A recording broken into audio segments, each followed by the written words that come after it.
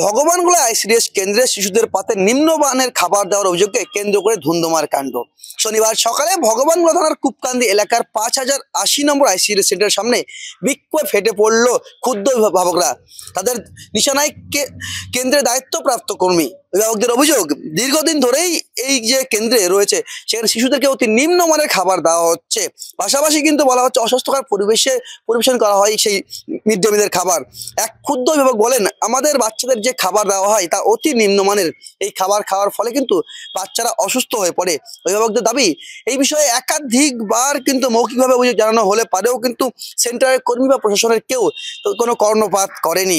সেন্টারে দায়িত্বে থাকা যিনি রয়েছেন তার গাফিলতির কথা কিন্তু দাবি তোলেন স্থানীয় ক্ষুদ্র অভিভাবকরা।